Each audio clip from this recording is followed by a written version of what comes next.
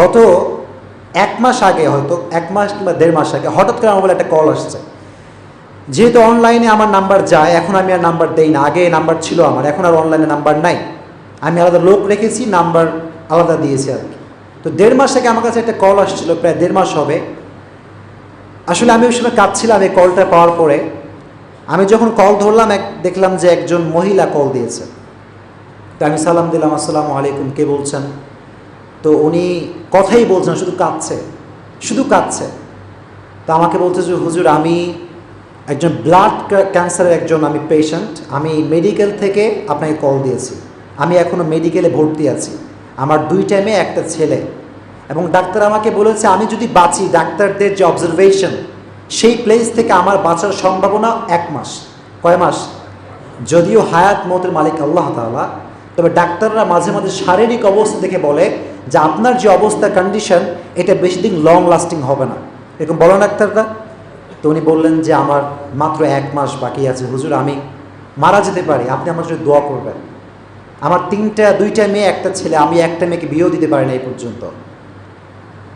তা আমি ওনাকে এতটুকুই বললাম যে হায়াত এবং মৃত্যু এই 2টার মালিক একজন, তিনি কে? আল্লাহ। এজন্য আপনি don't be sad, don't be frustrated, হতাশ হওয়ার কোনো কারণ নেই।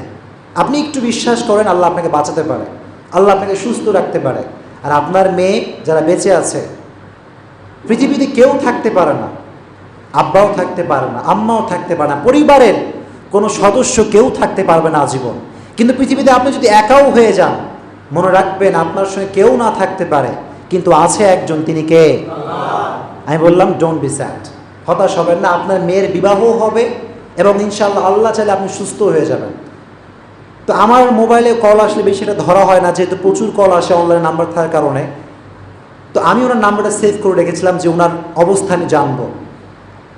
উনি আমাকে দীর্ঘ প্রায় 1 মাস পরে আবার কল দিয়েছে। কল দিয়ে বললো হুজুর, আমি আলহামদুলিল্লাহ আল্লাহর রহমতে সুস্থ হয়ে গেছি।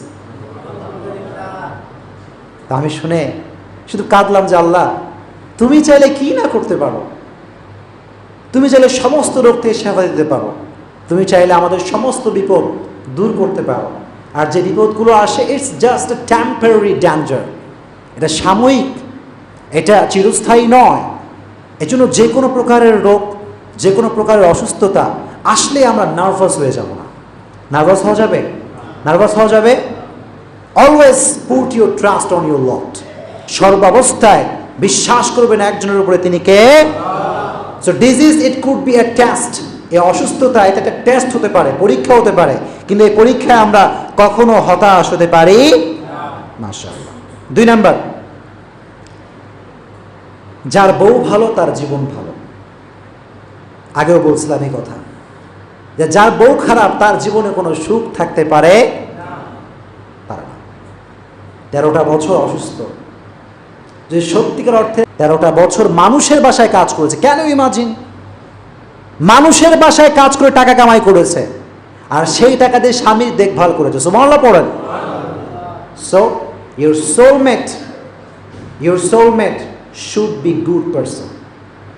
আপনার সোলমেট যে হবে, আপনার ওয়াইফ যে হবে, সে যদি ভালো হয়, আপনার জীবনকে সুখ দ্বারা ভরপুর করে দিবে একজন, তিনি কে? একজন লাইফ পার্টনার যখন চুজ করবেন, young generation, be alert. And বাবা যারা আছে তাদেরকেও বলছি, বি অ্যালার্ট, সতর্ক হন। একটু জাস্টিফাই করবেন, একটু cross check and double check করবেন, যাকে তাকে বিয়ে দেওয়া যাবে, কথা করা যাবে মাশাআল্লাহ। তাহলে সোলমেট